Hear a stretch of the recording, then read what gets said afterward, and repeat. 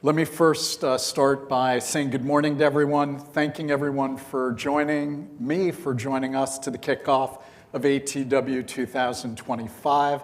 I wish also to thank Facilitate and Clarion Events for this opportunity to address you, and for the week ahead that will be filled with a lot of learnings, awards, and recognitions for your groundbreaking efforts in support of global public health. And at the end of the day, I think we're all here for that purpose, to support global public health. I would like to take just a moment. I am from Los Angeles, originally from New York.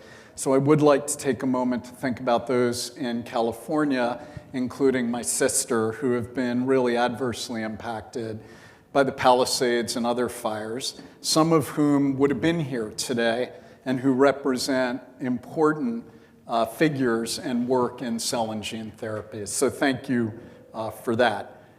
So first, a question. It's an important question. I've got a CRISPR joke. However, I'm not quite sure how to deliver it.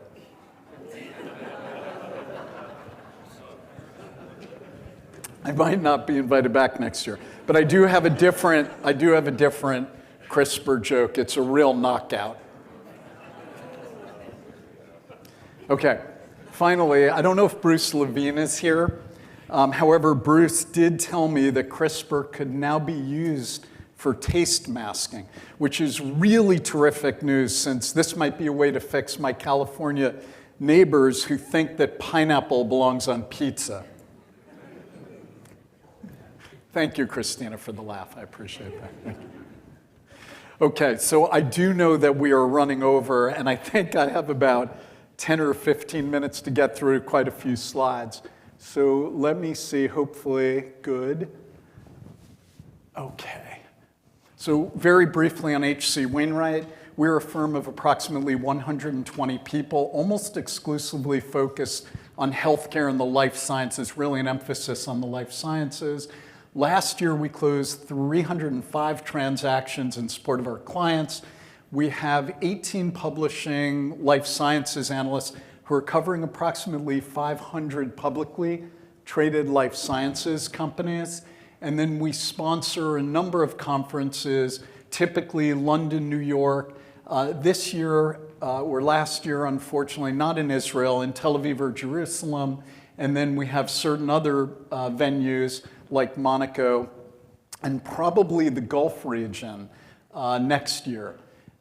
We are corporate and institutionally focused, meaning that we work with companies, and our client base on the buy side, the investor side, is wholly institutional as compared to retail. And then importantly, I joined the firm 5 years ago. We purchased the firm from a single shareholder, so all employees of the firm own equity in the firm, and all employees are fairly close in terms of the ownership profile.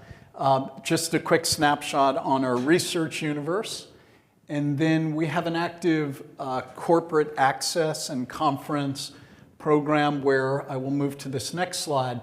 We host mini conferences, many of them virtual in nature. So I've highlighted in green the Cell and Gene Therapies virtual conference.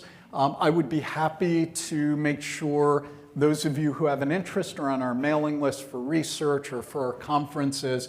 They're quite well attended. Most of these thematic conferences, precision medicine, hepatitis B, MASH, or NASH, now more commonly known as MASH, for example, are typically 3-hour conferences, and most of them are done virtually. So I'd be very happy to sign anyone up who's interested. Just a quick snapshot, and I am going quickly because we have very limited time for this keynote. Just some of our recent clients and activities in cell and gene therapies on the investment banking side. And then now really into the heart of the discussion. So here, and I'm going to move over here. Hopefully you can still hear me. Great. I always wanted to do this ever since I saw Steve Jobs do it for the first time.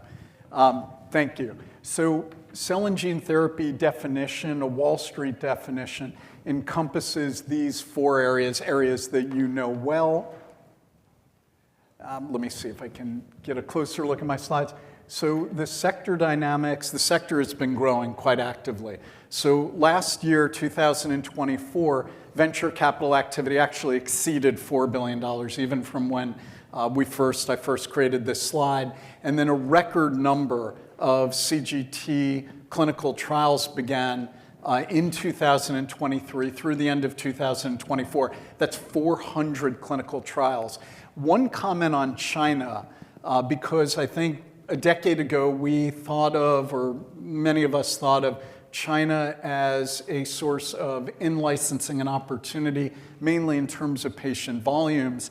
China has, as I think we all appreciate, really displayed extraordinary innovation across modalities and therapeutic areas, and that's certainly true in cell and gene therapies as well. So we've now seen 800 studies commencing over the last 5 years in China, and most of that, 96%, is being conducted in China, and of course most of that mainland China. In 2019, Scott Gottlieb, my dear friend, suggested that we would see approximately 10 to 20 CGT therapies approved by 2025. We've seen more than 40 at this point. I think the count is 43, and that's testament to many of you. This has really sparked investor appetite as well in the sector or in the sectors. And as of the first half of 2024, there are more than 85 product candidates that are really in advanced stages of development. A quick note regarding venture capital and public funding. We finished 2024, frankly, closer to the $6 billion peak in 2022. It was actually a little bit more than that, depending on how one defines CGTs. So a lot of activity in here. This slide looks at IPOs, venture deals, angel rounds, and the blue histograms are total deal volume. So if I updated this slide, you would see it's matching or exceeding the peak in 2022. On a CAGR basis, 46% investment activity or deal activity. So this includes collaborations as well, partnerships. And you can see now the yellow line on this histogram that cell and gene therapies constitute more than 10% of all corporate transactions across modalities, so biologics, small molecules, and other approaches. Through really year-end, effectively year-end, we have had 43 total approvals now in cell and gene therapies, 9 in 2024 alone. And then certain selected milestones, you're all very aware of this, and just given the time, I'll skip through these 2 slides and then go to this slide on cell and gene therapy clinical trial starts. And this is a little bit hard to read. I'm also happy to send the slides to anyone who's interested. I'll leave my email up on the last slide in just a moment. Not surprisingly, most of the activity, and if we look at the different modalities, CAR-T on your left, then stem cell therapy, other therapies, cell-based and gene therapy. Not surprisingly, most are solid tumors and hematologic malignancy focused. Also, we're seeing a lot more activity in autoimmune disease, and that is something you're probably very familiar with. We just saw Sana Biotechnology, an N of 1, but with a very interesting approach to treating type 1 diabetes, potentially, with 60-day data that was really quite robust in the cell therapy space. And then here, I appreciate this may be a little bit difficult to read, but you can see in the green tissue, the green diamond is gene therapy, and then cell-based therapies, the dark blue circles. You can see the number of, in this way of looking at the slide, the number of cell and gene therapy products launched. And you can see this on the x-axis by country. So nice distribution, but still very concentrated in the EU5 and the US. And then just from a reimbursement perspective, this is a great slide that I believe the source is IQVIA. So I want to call out IQVIA. They really did a wonderful landmark piece last year. So this is from the directly from the IQVIA slide deck or presentation, and you can see that the United States is still clearly the more hospitable country in terms of reimbursement across these different gene and cell therapy types. We expect that will continue. I will make a comment in just a moment about how we are going to pay for cell and especially curative gene therapies in the future, more of a prediction of what the future might hold. And here you can see that cell therapies still have a much greater share of global spending than gene therapies. We think this histogram line chart will match in about 5 more years, and gene therapies probably will accelerate in terms of absolute dollars, absolute costs to the system over time. And one comment that I do want to make, one of the things that we are working on, and we have been speaking with, not formally collaborating with our friends at CIRM, is ultimately how do we pay for cell and gene therapies when they're no longer rounding errors for the large insurers. So a lot of people have asked for therapies that cost $3 million, even curative, with a hugely NPV positive result over the life of an individual. How do we pay for those therapies? Most of the specialty pharmacy professionals among the large insurers would say it's still a rounding error. If we have 5 or 7 or 10 or even 100 patients on therapy, that's not going to be the case, we think, 10 years from now. And this is a really important question. So one of the things that we're working on, and I think I referenced this maybe 3 years ago in a talk with Anthony Davies, is a public-private approach, including certain governments, to backstop insurers who have, let's refer to it as adverse selection. It's a little pejorative, but adverse selection among a patient population. And then on the private side, we're looking to create pools where the insurers and others, and maybe even industry, would contribute to those pools, so that if you have adverse selection at United Healthcare from CVS Aetna, for example, of a patient population, that pool would serve as essentially reinsurance or a backstop. So we're trying to think, at least on the investment banking side of the world, about ways that we can create capital markets products, in this case, public-private partnerships that would work to support industry and ultimately support public health and not have to ration care at some point. So the future, maybe I'll finish on this slide. I have a lot of other slides on the capital markets and IPO, venture activity, follow-on activity. I might speed through those. And again, I'm happy to supply these slides to anybody who'd like to see them. Here, this slide is a really compelling one.